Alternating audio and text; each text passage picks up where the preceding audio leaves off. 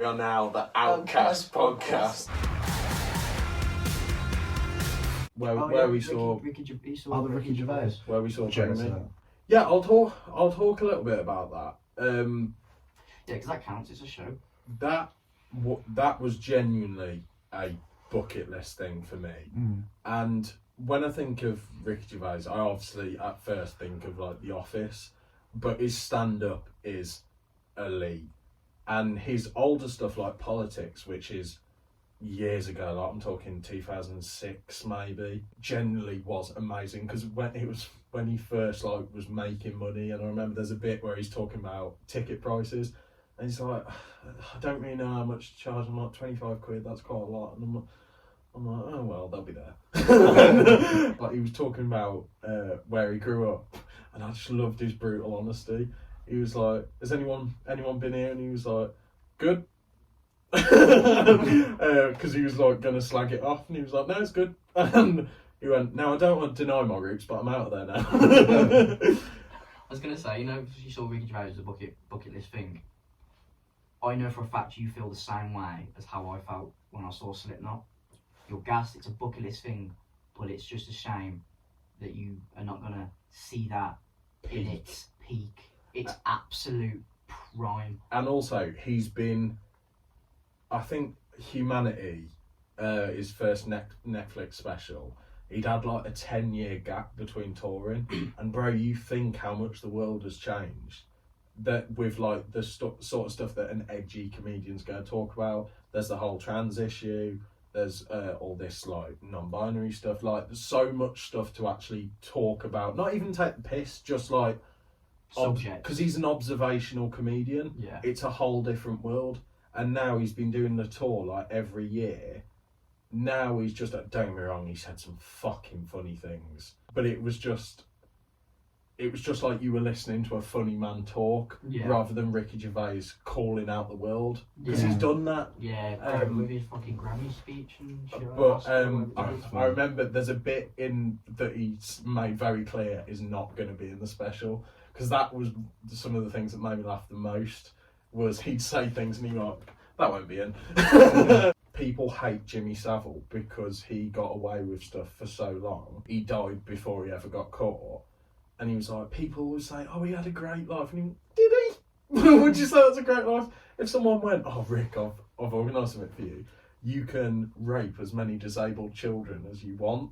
He was like, I'd probably pass. He was like, in a way, I'm worse than Jimmy Savile, because at least he gave him a go. And he was like, and he went, that is the worst thing I've ever said.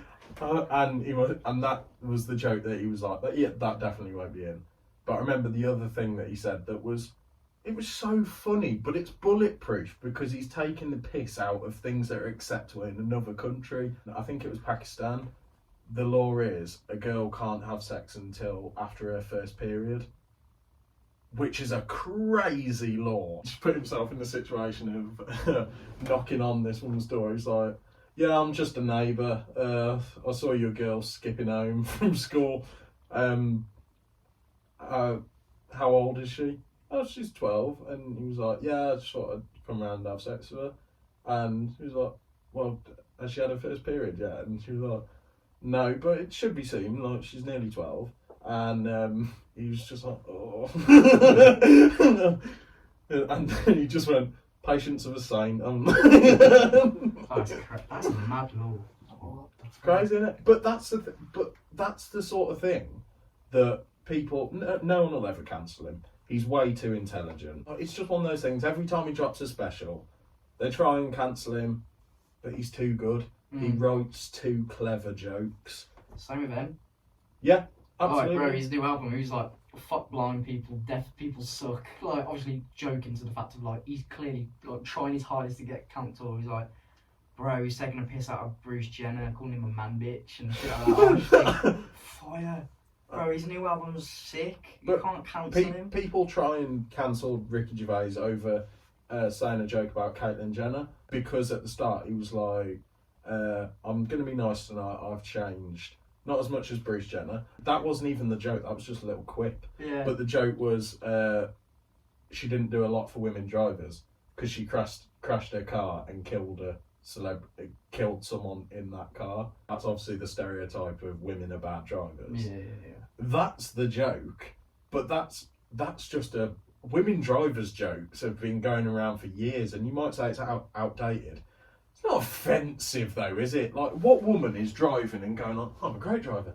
That's outrageous. I drive. I've never crashed and killed anyone. Then you're a good driver. You're not part of the stereotype. Yeah. In a world where there's freedom of speech, as long as you're not doing, hate crimes and generally, what's her face? Something Hopkins. oh, she's a cunt. Yeah. She is generally a cunt. The people that would cancel Ricky Gervais for saying something that's funny and well thought out and said by someone who's actually a nice person. Yeah, he's actually a who nice guy. has donated God knows how many millions to animal charities. The same people that will just forget in a week that Elon Musk is doing the Nazi salute. Which is crazy. My God. But cancellations, I just don't get it. And it's the same with music over anything. Because if people don't like something, they don't just switch off from it. Like, I don't like 1975. That's why you don't catch me listening to them. Generally, I don't think I've ever been like, no bands, I don't think I've ever watched something or heard or anything like that and gone, that's pissed me off. Unless it is like a hate crime or something, but when I've just never gone like, nah, that's bang out of order.